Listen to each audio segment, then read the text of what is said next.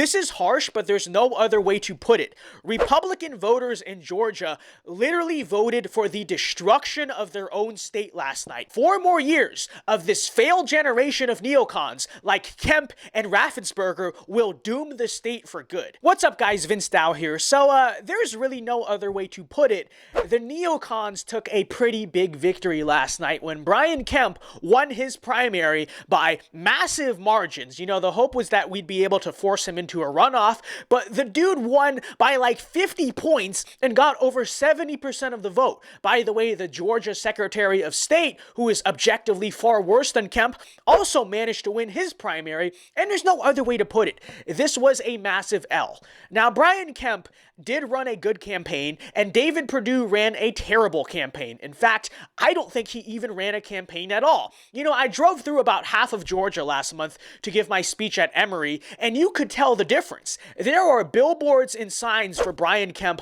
all up and down I-75, and you could tell there were resources and ad campaigns and money being put into this race. And I did not see, on the other hand, a single piece of evidence that David Perdue was even running for governor. You know, they say signs are not necessarily indicative of how a candidate is doing, but in this case they are, because you could tell the difference in sheer resources being allocated. And especially when you're David Perdue, who is the grassroots candidate trying to primary the incumbent, you better see a bunch of signs all over the place for you, because grassroots conservatives are supposed to be the ones who are enthusiastic for you, and you need the name recognition through all those signs and all that money being put in. And it really is sad that David Perdue entered a race that he had no intention of winning. It's even sadder that Donald Trump put his endorsement behind such a loser. I mean, I thought he liked winners. Was that not his thing? Okay, I can't stand Vernon Jones, by the way. Vote for Mike Collins. But even he would have done way better than David Perdue. I mean, this was genuinely the worst campaign we've possibly ever seen, folks. It was terrible. Now, we can sit here and seethe about David Perdue basically grifting off of the opportunity to get one of the worst Republican governors out of office, but I would much rather look to the future. And I mean the far future. Because will Brian Kemp win in November? I don't know, but probably, right? He'll face a boycott from some MAGA people. It is a close state, but on a red wave year, I don't know if it'll be enough. He might still win. Yet regardless, I just have to say this. This is harsh, but there's no other way to put it. Republican voters in Georgia literally voted for the destruction of their own state last night. Because as we know, Georgia was already slipping away for a while, but I'm not exaggerating when I say that 4 more years of this failed generation of neocons like Kemp and Raffensperger will doom the state for good. Because Georgia was already in trouble when you look at the growth of Atlanta and the moving of all of these liberal industries like Hollywood into the state. But the only thing that would have had a chance at reversing this rapid decline is a hard right culture warrior like Ron DeSantis or Carrie Lake, who will go on offense, start demoralizing and driving the libtards out, right, turning back the clock, shifting the tide, and totally reshaping the political and cultural identity of the state of Georgia. I don't even know if David Perdue would have been that, but he would have been a lot closer to that than Brian freaking Kemp. I mean, at least we might have had somewhat of a chance with that guy, and I know what you're gonna say. Oh, but neocons are more electable, aren't they? Oh, but they're electable. Okay, you want to talk about electability? First of all, how about don't run a guy who's despised by a large subset of the Republican base? I mean, is that smart mathematics? Is Brian Kemp smart mathematics? Is that electability? But beyond that point, I am so tired of being lectured about electability by people who just don't get it. Because the way the state is trending, the very last thing that Georgia needs is a Republican governor who is going to welcome Hollywood and other liberal industries into his state. The last thing that a super close swing state needs is a Republican governor who is going to welcome Afghan refugees into his state. No, at this late stage in the game, what Georgia needs is a hard right culture warrior. That is the Hail Mary pass. And even so, right, electoral demography isn't necessarily on our side in that state. But I would say the only hope we could possibly have in Georgia is someone like the guy down south, is someone like Ron DeSantis. Let us remember that Florida used to be a swing state with a neocon GOP, yet what happens? Donald Trump wins the state twice, and Ron DeSantis is incredibly aggressive with power, and because of it, the actual culture of the state of Florida has now changed. Florida is now seen as the conservative bastion because of Ron DeSantis' approach to power, and as a result, conservatives are moving into the state in droves, liberals are leaving or just being demoralized, and many normal people now just accept that they live in a conservative state.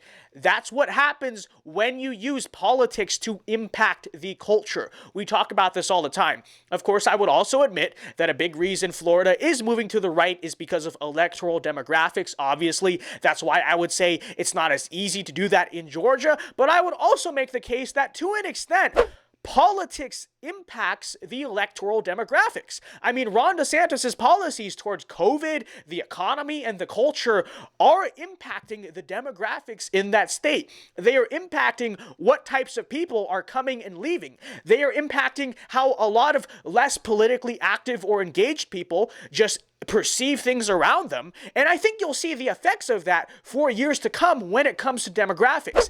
This is one of the reasons why I've said that Ron DeSantis is so genius, because he's crafting policy that he specifically knows is not just attracting more workers or more money, but is specifically attracting conservatives like myself to come to this state and alienating our political enemies from the state in the process.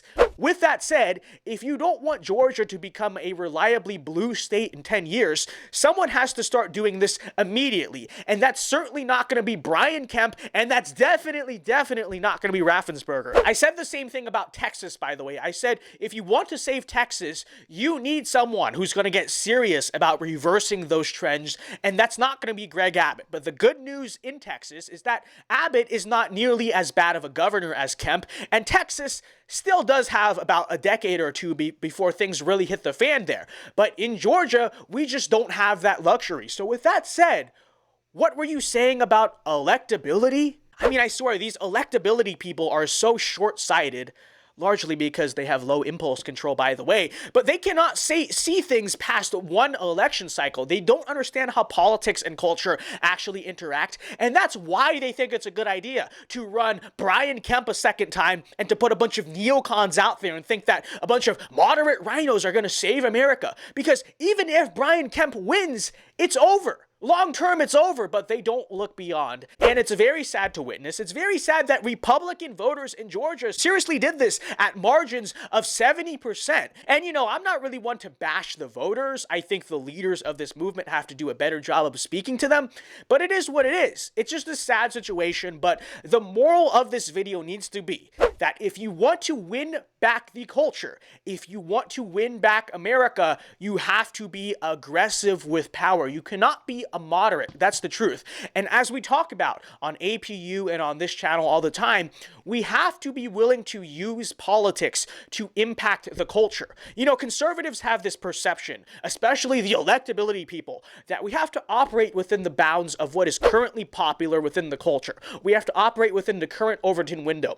But this is just wrong. We have to be pushing the Overton window because, by the way, it is literally impossible to enact conservatism in a culture that is built out of a liberal moral framework. It doesn't make sense. So instead, what we have to do is use politics to craft the culture. We do have to legislate morality per se. Examples: Roe v. Wade and gay marriage and no-fault divorce and taking prayer out of schools have heavily and undeniably impacted the culture around us. How can you say it hasn't? Ron DeSantis has heavily impacted the culture of Florida. Notice how that works, but it only works when we are aggressive with power. But the moral of this story, we need to be culture warriors, and that doesn't just mean, oh, go say you're a conservative in the culture. Being a culture warrior actually means using political power to fight the culture war, right? And that's what we need, and that's what the conservative movement needs, and that's what we honestly need to be looking for, especially out of governors, right? Statewide politicians. in the future, and it's so true. So anyways, guys, thank you very much for watching this video. Quick recap of last night's election. At least Mike Collins is going to a runoff. That's good. Herschel Walker, I guess that's okay. I don't know. MAGA Mo Brooks, is he going to a runoff? I believe so. I think that's what I've heard. I don't even remember. I'm not a big elections guy, but, you know, big primary we got to talk about. Okay, with that being said, ladies and gentlemen, I will see you guys later. I will see you guys at the event in New York City this Saturday. Again, APU Summit this Saturday in New York City. Ticket links in the description. I'll see a lot of you guys there. Anyways, guys, see you guys later. Alpha Moves Only. Be sure to like and subscribe. God bless and peace. Americanism, not globalism, will be our credo as long